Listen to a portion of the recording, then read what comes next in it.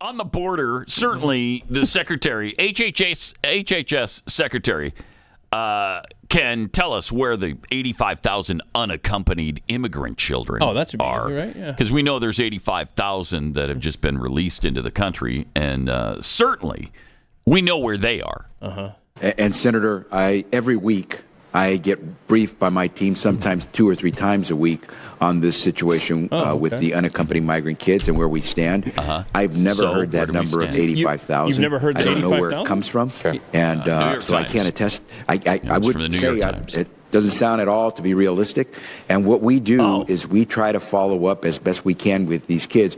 Congress has given us certain authorities. Our authorities essentially end the moment we have found a suitable sponsor to place that child with. We try to do some follow-up, but neither the child or the sponsor is actually obligated to follow up with us. And we make every effort to follow up with them as best we can. Of course you do. You know, I love these circular arguments. We don't know where that number came from. Yeah. It came from you, from your department. It came from HHS. It was the New York Times quoting HHS numbers. I don't know where that came from. It came from you. Yeah. What do you mean you don't know where that number came from?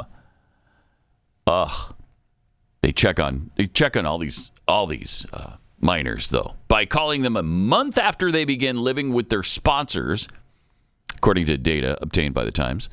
Showed that over the last 2 years, the agency could not reach more than 85,000 children.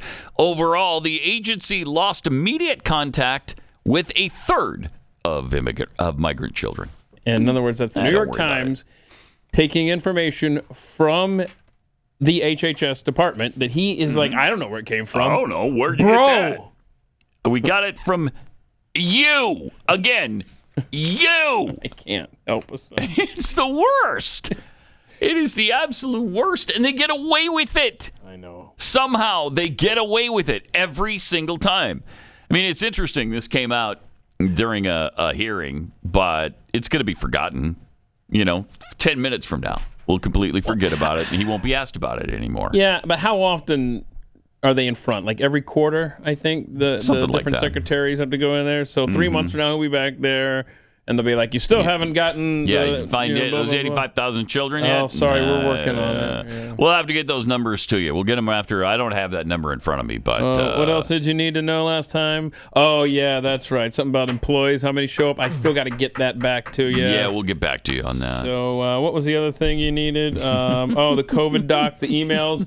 Shoot, we're working on that. Yeah. I don't have those numbers in front of me. Why the hell not? I asked you months ago about it. Honestly, get it done. Does the Wi-Fi in the Capitol not work? Can they not bring their laptops? Right. I think we've had this discussion with Jeffy before.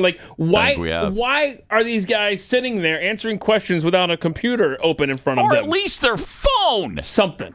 Open your phone and tell me the number right now, because you know the number. If you don't have it in your head, it's on your freaking phone or your iPad. I want to hear someone go, Mr. Chairman, can you pause my time while the secretary checks his emails here? Absolutely, You can do that. All right. Go ahead and we'll wait here and just take your time. Let us know when you're, and then they'll talk and they'll cut up with the staff and talk. Right. As what I want for lunch. Have you?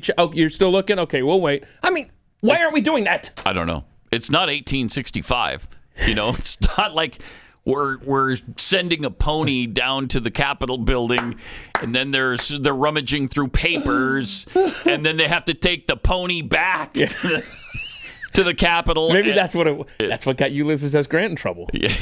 Right? Because he was riding too fast to get to Congress. Fast. He's like, I've got that information that they need at the Capitol. You got to let me go, officer. Oh, man. Help us. Just unbelievable. I mean, in 2023, there's no excuse. There's just really no excuse. I don't have those numbers in front of me. Yes, you do. Yes, you do. If you don't, you should.